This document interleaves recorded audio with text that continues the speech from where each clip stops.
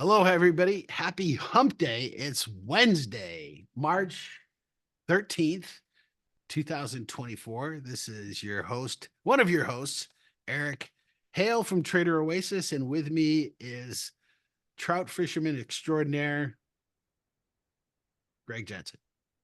It is a pleasure to be with you, Eric. I would say we should have waited until tomorrow to do our recording because, tomorrow it's Pi Day.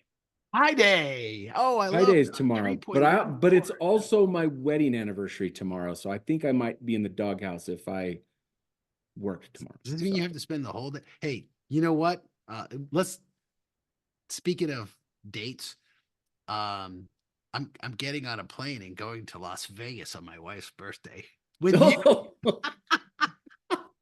that's awesome. Yeah. Is she I was coming thinking with like you or no? April 11th. That's the day I'm flying out. Yeah, that's what's going on that day. Oh, honey, it's your birthday. Nice, she says. Nice. So well, Uh, maybe we'll have to celebrate before or after or something. I'll apologize for that. So speaking of Vegas, for those of you that are watching, you got an opportunity to get some absolutely amazing education, meet your peers, spend some time with Greg and me and several other experts, and learn something that'll potentially change your life. So, no exaggeration. If you can make it, we'd love to have you in Vegas. Reach out to Call Options Animal, 801 331 7500. yep, there you go. Yeah, reach out to Options Animal, call them at that number. Tell them you'd like to come to Vegas. And Eric said I could come for free. Yeah, let them know. And I think we still have, maybe we should see if we still have room before we're offering this. I think we do still have some spots available for the conference. I don't think we're sold out yet. So, and by sold out, you're paying zero to come. So come spend some time with us. Unanimously, the people who attend these things are blown away by the value of the content and just say, wow, and then we have tremendous friends who come year and year again. Some people can't come because they're traveling, but we will have literally people from around the world here coming. We've got some great speakers and some great content lined up for you. Just get your butts there, and I'm sure you'll enjoy it. But we're here to talk about a few different things. What's happening in the market. First of all, thanks for your support on the previous episodes. You might have caught that we did an update with Dr. Ari on GLP-1 inhibitors. We did another shorter follow-up with some big news on NVO. NVO hasn't started to really move yet on that news, but it was approved for use as a cardiac treatment and it measurably significantly reduces cardiac events. And Ari brings very unique perspective because he's actually a cardiac surgeon. He doesn't do surgery anymore because he's had a detached retina. But Dr. Ari is saying that this is really huge, and once it makes its way around to the cardiologists, it's on its way to getting approved by insurance companies and maybe even Medicare or Medicaid, because there could be a real cost savings to the insurance companies. So excited about that product, but we're here to talk about what's happening in the markets right now. We've got a little bit of today's turned out to be a flat day. We were a little bit down. I was a little bit surprised. I mean, yesterday's big news was all about CPI. So today, yeah, I guess we're just down 0.08% on the S&P 500 at 5170.94. And if you look at this candle, it's almost hard to see. It's just a little tiny thing, looking like it might be a doji. For those of you, I bet we close at a doji today. This little thing you see there. Greg, what are your quick reactions here about the market, the S&P 500? What are you seeing? What are you thinking? I think the bull still has control of the market. I know we're down for a couple of days earlier this week. We were down Friday, actually was the big down day. And then we followed through with a little bit of a down move on Monday. But you're right, the inflation data, which we'll talk about here in a little bit, should have caused the markets to react bearishly because it was a pretty hot number, but it didn't. And that just tells me that there's still a lot of liquidity that wants to move the market higher right now. There's optimism. We still have a booming economy right now, in my opinion. The job market is strong. Companies are making money. If there's a stock for me that shows that the market is bullish, it's Monster Beverage Corp resistance level for the first time in like 3 years. Monster's above $60. I may actually have to adjust a position because Monster never goes above $60. Um, and so yeah, it's the bull's still in control. That doesn't mean that you should get irrational and chase markets higher with YOLO calls that expire on Friday. Um, On Nvidia. not just on Nvidia, $1,000 call options on Nvidia that are the most active traded option today. Um, there's a lot of speculation still driving this market. There's a lot of liquidity. There's really not a lot of reason to get bearish on this market right now. Doesn't mean I don't have concerns about the fundamental reasons why and that we're not overvalued. Fundamentally, I think we're way ahead of ourselves. But that doesn't mean that this can't still move higher because the market's optimistic right now. And when the trend is in power, don't fight it. Trade it. Trade it to the upside. I'm sharing a trade with the community right now. I got to do this before the market closes. I'm watching Nvidia take off, and this is I'm doing a broken wing butterfly, and we'll talk about this in a second. I just need to get this message out to the community. I think it's Nvidia obviously is the poster child of this bullish move right now. And they're not the only one moving bullishly, but they are a very bullish participant and they're making a lot of money. The growth story behind artificial intelligence is real.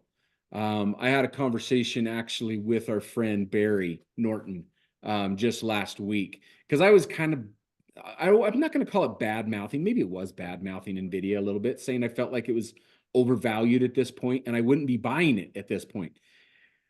And then we had a little private conversation offline about his opinion is kind of the same as mine, but just because you shouldn't be buying it doesn't mean you should sell it right now either, because it is the poster child and it's where a lot of, I think, the speculative money is flowing right now is still into this name because they do have real earnings. They're not just all hype. They do have real growth. And the question is, all that growth already priced in because this stock has added $1 trillion in market cap in the last 60 days? Maybe, but I don't know.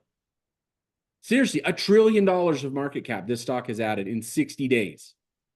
It's crazy what's happened. I was sharing the heat map for the year to date. So here's today's heat map, but looking at the year to date heat map, Tesla sticks out. The red sticks out to me first. Tesla down 31% for the year, but Nvidia up 83% for the year. It's just absolutely astounding what we've seen for the year. Definitely the narrative. People can stop talking about the Magnificent Seven. There's a stodgy old broker yesterday. They got invited to one of those old names that's been around forever that you've seen. I got invited to attend their webinar and what's moving the market, and they're talking about the Magnificent Seven. When you've got Nvidia up 83, Microsoft 10, Apple down 10, Google basically flat for the year, Meta up 46. Lilly is now, Amazon. Lilly's technically not in the Magnificent Seven, but probably should be. And there's not the Magnificent Seven anymore. Okay, that's call it some other name. But the Magnificent Seven is the old. We got to come up with something new. And now it's, Meta, Eli Lilly, Nvidia. It's definitely Nvidia, right? So Nvidia has just been astronomical. And what's happening with Nvidia stock, you were talking about Barry, there's some technical impacts that are causing this market to move. I was telling you that the most active traded equity right now or option is the $1,000 call that expires on Friday. And as I'm watching it here, uh, the volume of that thing. It just, I mean, it went up 2,000 contracts. It's on fire right now. It's 40,000 contracts. Of that $1,000 strike that expires in 2 days. And by the way, that contract's selling for 230 right now, 212 earlier today. Last week that contract was $32.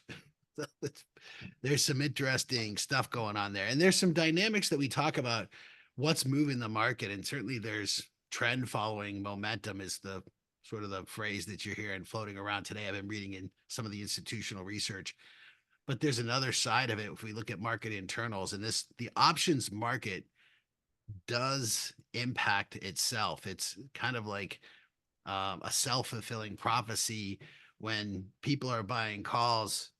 If they're spending, there's 40,000 contracts traded today.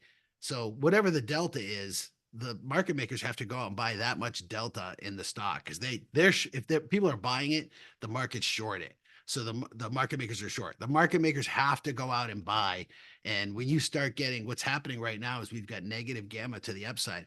That means as the stock goes higher, not only do the dealers buy stock to keep their delta where they need to, they have to buy more.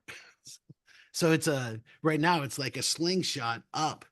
I don't know how long this sort of thing can continue, and maybe it finds its natural balance here, but there's more than just what's under the hood driving Nvidia and the whole market. I think there's some other stuff that's driving the market other than the narratives we take. And I don't know if you want to talk about Nvidia, but I did want to talk about the CPI and the Fed. Yeah, so if you don't mind, I wanted to talk a little bit. I mean, you brought it up, but I think there's some underlying factors driving the market, and there's an interesting piece out at Nomura today, and specifically, one of the guys that I follow quite regularly is a former Fed employee.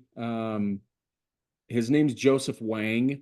And he's talked about some of the recent developments that have been proposed. And I'm just going to read this rather than paraphrase it because I want to make sure and state it correctly. There has been, let me find it. Sorry, I should have had this up before I actually read it. Here we go.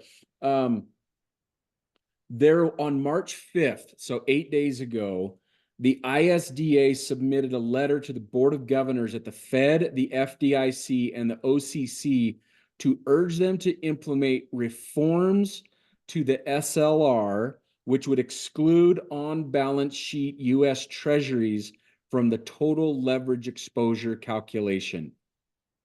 Now, some of you probably just said, what language were you just talking? Yeah, Greg? You lost me there, Greg. Yeah, Joseph Wang, this guy right here. Brilliant follow. This guy is wicked smart. If I were from Boston, I would have said that better, but this guy's really, really smart. And his comments, let me summarize it for the everyday trader guys, right? Not, the Fed employee guy. We know that the banks have had their hands tied from Dodd-Frank. And a lot of the regulations that keep banks from getting too big and too big to fail. One of the proposals that was just thrown on the table was that allowing the banks, the big money center banks, JP Morgan, Bank of America, all of them, anything that offers a bank, to not have US Treasuries count as a risk-based asset for them. In other words, it takes their handcuffs off of how many treasuries they can buy. Now, what does this do for financial markets? If this actually happens, if this gets approved by the Fed and by the FDIC and the OCC, if this gets approved and it's allowed to happen, we have unlimited QE. All of the sudden, banks can buy the national debt, because let's be honest, we had Horace on here a year or so ago, and his biggest concern he brought up was the staggering amount of national debt that we're having right now. And eventually we're going to reach a breaking point of who's going to buy debt going forward. The Fed doesn't want to increase their balance sheet anymore. And I believe this may be a message that might be saying, the Fed may allow the banks to put the debt on their balance sheets with essential backing of not having to say it has risk. Now, I know this opens a Pandora's box of potential bad things down the road if those types of things come to fruition for all these banks. But in the short term, what that does is this could be an absolute explosion for risk markets, for equity markets, for things like gold and Bitcoin, which you're seeing both rocket to all-time highs right now. So do you think the gold and big, maybe it's in anticipation of this, huh? That's what I believe it is. I think this is, and I think that's what's going on with the S&P right now. And it's not the only story. There is fundamental growth in the earnings names right now too. But the move you've seen in gold in the last 2 weeks, I believe a lot of this might be a speculative hedge of, hey, we need to go hedge ourselves against a Fed mistake right now. And so you're seeing money pile into gold, you're seeing money pile into Bitcoin, you're seeing money chase the S&P 500 with the idea that maybe the dollar is going to just absolutely get whacked with this type of move. It's an interesting viewpoint that makes me think that, yeah, if this happens, maybe $100,000 Bitcoin is not out of the equation. $1 million Bitcoin. Maybe $1 million Bitcoin. Yeah. There's people who say that. I've heard that number out there. So good for them. This is a 20-year chart of gold. So there's some epic stuff going on here. I remember, when I first started trading a long time ago, so 20 to 18 years ago or so, I traded gold, and things started to get weird right around 2007 and 2008. And the narrative broke down. And at the time, gold was shooting up and the market was basically going sideways to down. That's not what we have right now. Gold and the S&P 500 are in lockstep. So all assets are, risk on, tearing higher. I still go back from a Fed or what's the narrative standpoint. First of all, I want to say that the narrative has been, it's all been around Fed policy, and that's complete bullshit because we've had nothing but tightening, and the market has done phenomenally well since then. And so, everybody's focused on the Fed. It gets almost nauseating. We'll talk about what the Fed, whether what's going to happen with inflation, what we think is going on there, what we think the Fed's going to do. But I think there are other narratives. The reaction yesterday in the market was, to me, was nauseating, to be honest with you. When I read the title, I'm like, this is, I'm not sure why I'm reading this headline. I always think this from Ben Hunt. We were talking about Ben earlier today before we started. Ben has this thing about narrative, and every headline you read, you should ask, why am I reading this now? And yesterday's headline was that the argument was that the inflation was bad, higher than expected, above consensus, but the market went up. So therefore, the market thinks the Fed is going to cut rates. I don't know how you reconcile that. This, like, do people nod their head and just say, okay? That does not even make sense to me. And I think the question is, there has to be something else other than the Fed driving the market, because that's not what it is. And you touched on a good portion of it. You and I have pointed this out before for a long time. This is the Fed balance sheet, which we're working down.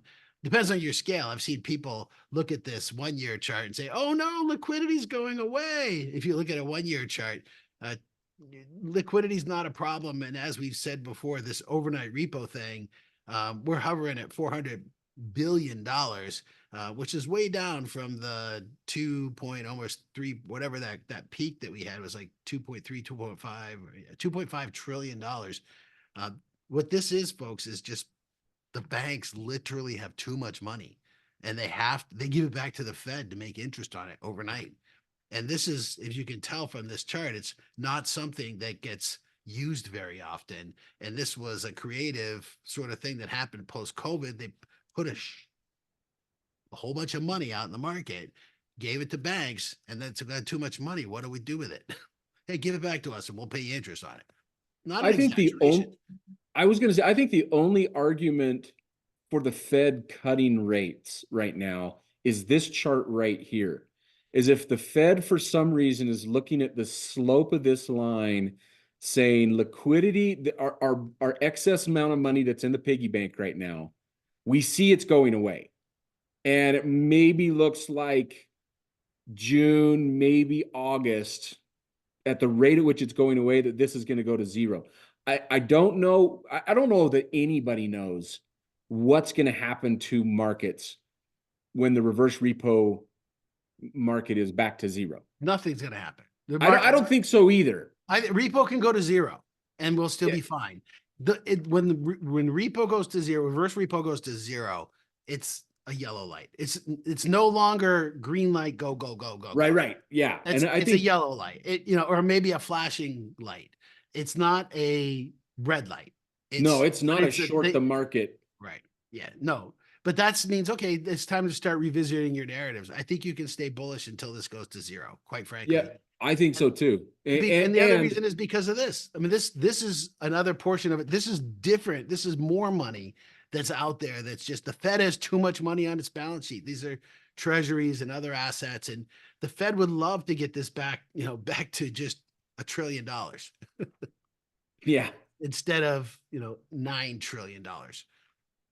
That would be reasonable. And that, I think, this is the message that people are worried about, is if they're going to pull all this money out of the market, which is the Fed has said they're going to, that's quantitative tightening. Whether they do it through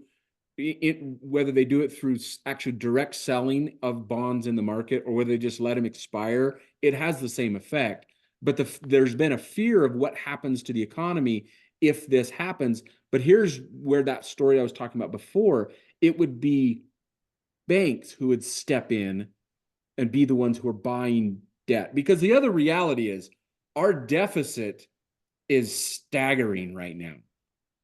So from that standpoint, there has to be an enormous amount of new debt issuance over the next forever.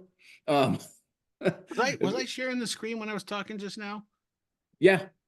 So I was showing the reverse repo and the. Yeah, and then you moved over to the total assets. Yeah. Okay, cool. All right. So I guess that's, to me, the bullish part of that commentary is if they actually do get the handcuffs taken off of private banks, and it's not the Federal Reserve having to store it on their balance sheet, it allows the Fed to get that money off their balance sheet, move it onto JP Morgan's balance sheet, and still keep the QE train going, that allows us to finance that public debt right there. That's the one that's the chart that's got a lot of people nervous right now too, obviously. Yeah. But I want to come back to, like, you said there was an article, the headline article talking about it being bearish, and I think it's important to recognize that some of these things are daunting and scary, and yeah, we do have unknown effects, but that could be years out, that could be decades out before those issues come to roost.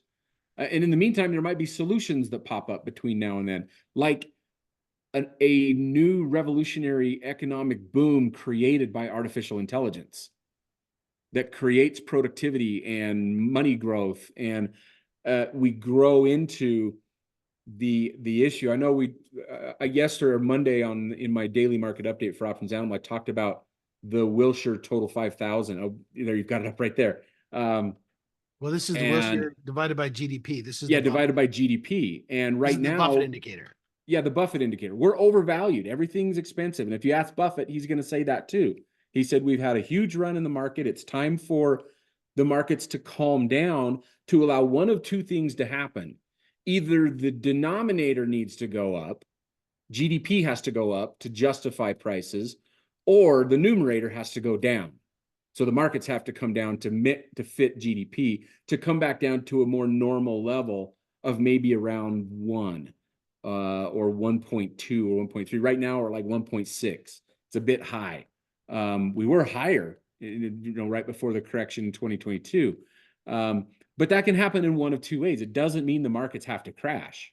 It could be that GDP goes up, to help bring that balance back into a normal. I was I don't know if you saw, I'm sure you did see this because we've talked about it, and this is whale wisdom. Berkshire Hathaway's dumped 10 million shares of Apple. Now they still have another 906 million shares. So jumping 10 million is roughly 10%. It's an interesting number. Roughly 1%, right? Well, yeah, roughly 1%. Yeah, it's this Yeah. interesting number. I'm not sure where it came from. And if you wanted to know the estimated price, this is the Buffett owns Apple at 39.62. I've heard some people ask, do you think Buffett's dumping Apple? And that's not his style. And if he owns it at 39, maybe he's going to take profits. I doubt it though. I mean, we'll see. We'll see. Apple did get a downgrade this morning, by the way, to reduce from hold. So you're seeing the numbers come down on Apple. The other thing I was going to point out here, so I just noticed this when I pulled this up on Whale Wisdom. There's a notification here. This manager's obtained confidential treatment for one or more of the following investments and third. So we don't know that he bought something or sold something. He bought something. He bought something and sold something. It's just not here yet. So this is something to keep an eye out. I'll talk to him when I'm with him in Omaha here in a few weeks. Yeah, I was going to say, ask him if he bought Nvidia. I'm guessing no. No, I'm guessing no on Nvidia. Probably not. Probably not. Probably Goldman Sachs. Interesting. Probably another Japanese bank. I don't know. Yeah. We will see. It's definitely been, I know one thing that this, and we've said this all year, that this year, 2024, is likely to be very volatile.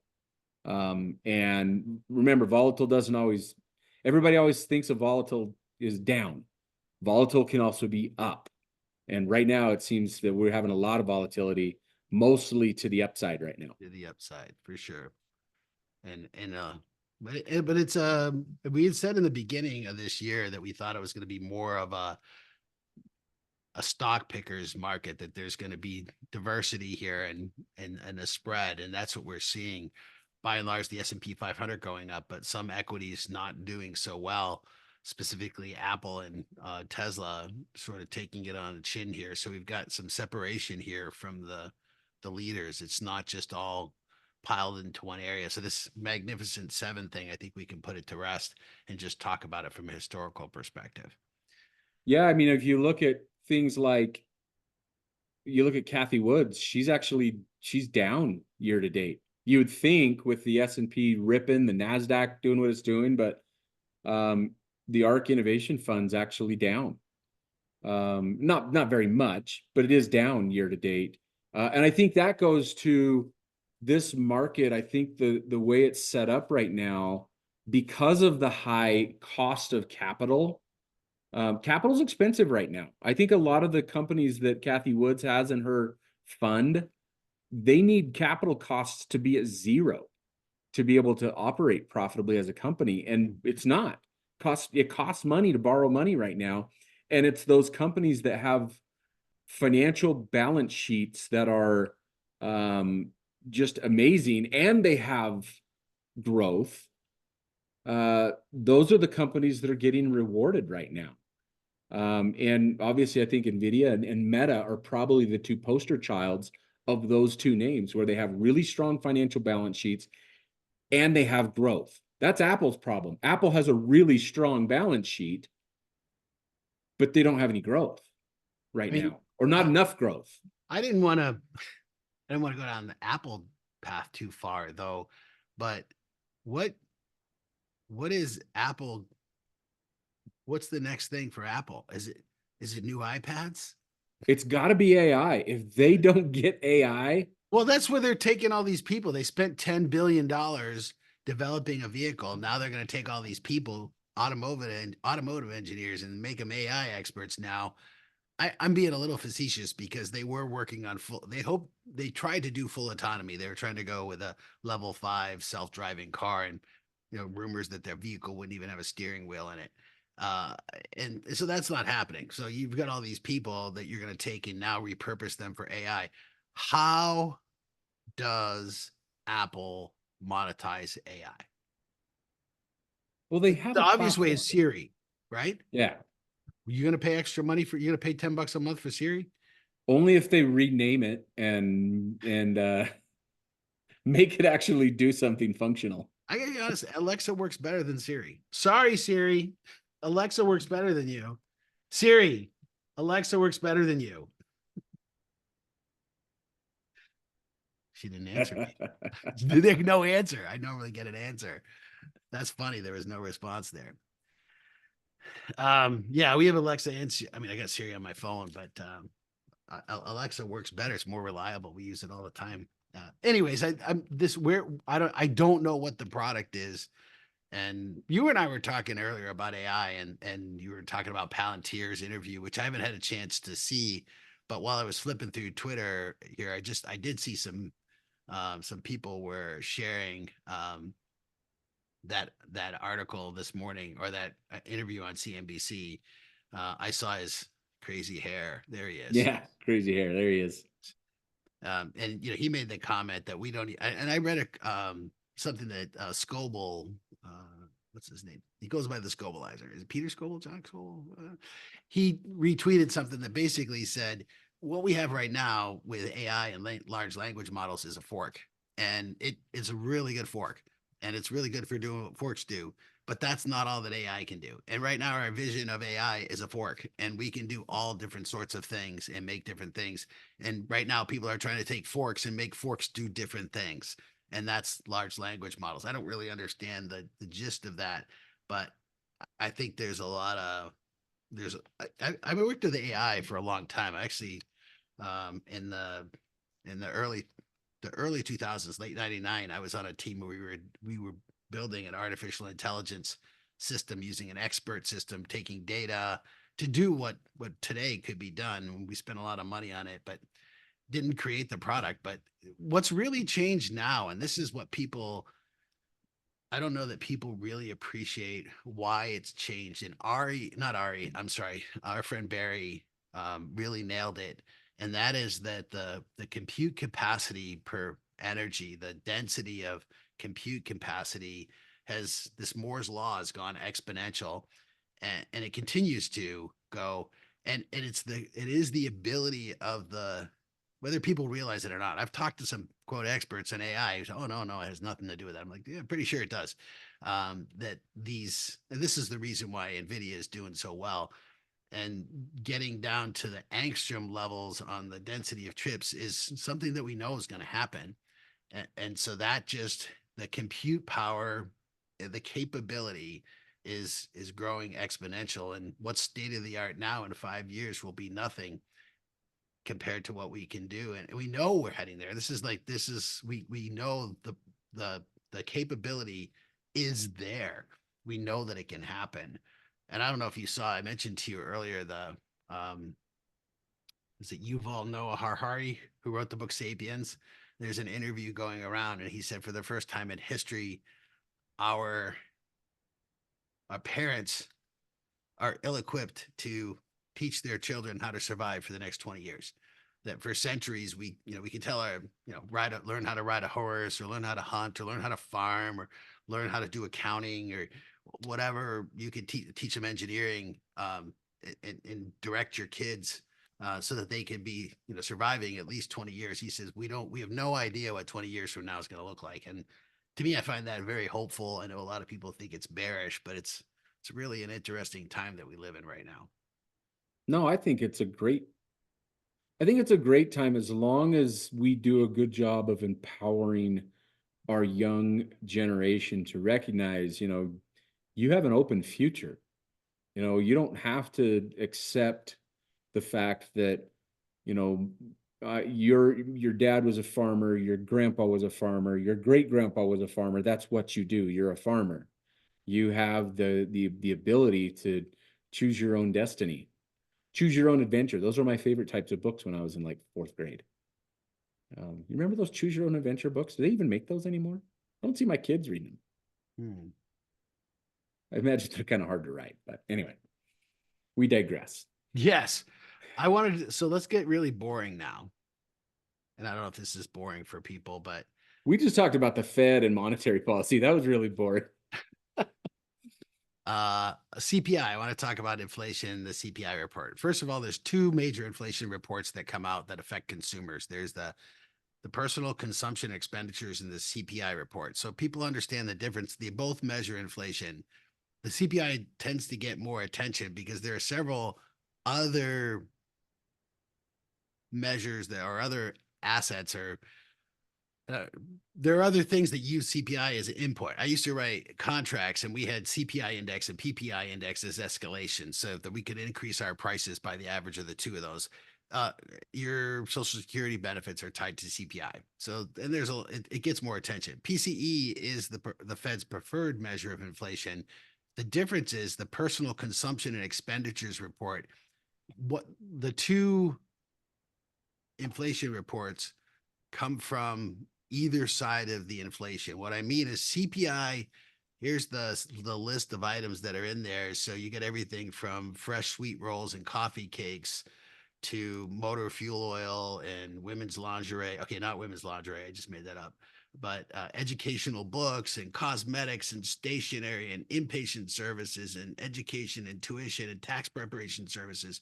And the list goes on and on and on. There's hundreds of items that are on here, and the Bureau of Labor Statistics goes out and takes a survey of each one of these and says, what's happening with the price of cupcakes, and then they put the number in here. It gets multiplied times a weighting, and then it gets rolled up to the overall number that we get. And people slice and dice this. You hear of core and super core and headline and then some other numbers. People break things out to try and get a feel for maybe what's services, what's goods. That's CPI. PCE, on the other hand, goes to consumers and asks them what they bought and where they spent their money. And the theory is that if the price of gas goes up, maybe you buy less cupcakes.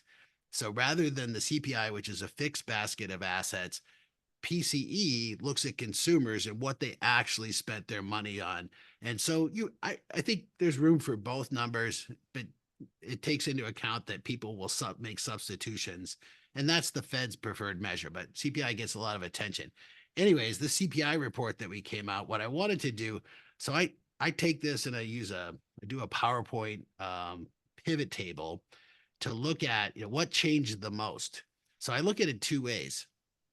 What changed the most, so I can see the biggest changes at the top and the smallest or negative changes at the bottom. So Greg, good news. Jewelry watches down, so you can buy your wife that diamond ring and get your new Rolex. It is my anniversary tomorrow. Right. So there you go. So you get the Rolex for you, get the diamond earrings for the wife, and you can tell your wife you save money because inflation is down month over month, 3%. On the other gray bar here is the importance. And what I notice is that, if we look down here, the things that went down, they're not very important. So scrolling over to here, the gray bar is the important things. Rent of shelter is basically what it costs for you to have a place to sleep. That it's not necessarily rent. It also includes regular housing prices too. But medical services, transportation, education, and communication services, this is your cell phone bill and your cable bill. So it's not just education, new vehicles, recreation services. So if you look at the most important things, where are the orange bars? They're going to the right. Yep. And the ones that are negative are very small. And if you look at this report, it surprised a lot of people. Rent of shelter is still sticky. And to me, it was above the consensus, the number that came in overall for CPI, whether you look at the annual or the month over month, it doesn't matter. It was higher. They're higher. And if you look at the charts, the long-term charts, it looks like we're finding a level of support, if you will. And there's reason to believe, we've got precedents in the past that we often see inflation in two waves. So I think the Fed, given the CPI report, not that it's its preferred measure, it has no opinion, no other reaction other than to say we're not going to do anything here.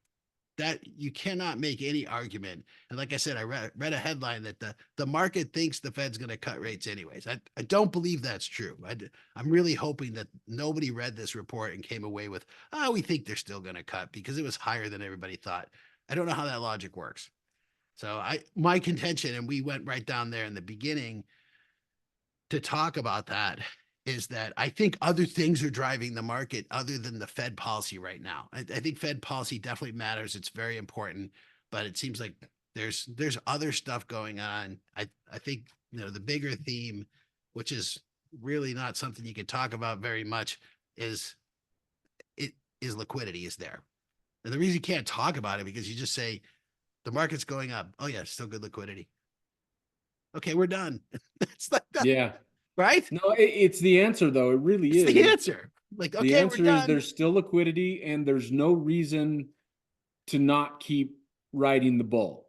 It's still bullish. There's still momentum to the upside. Until that changes, could the Fed change that next week? Yeah, sure. What if they raise next week? Then they might, yeah, but they're not going to, they're going to sit on their hands. They're not going Breaking to, news after the break. Yeah, yeah, liquidity's still high. yeah, liquidity's still there. There's That's CNBC all day long. artificial intelligence is still there. It's still Yeah.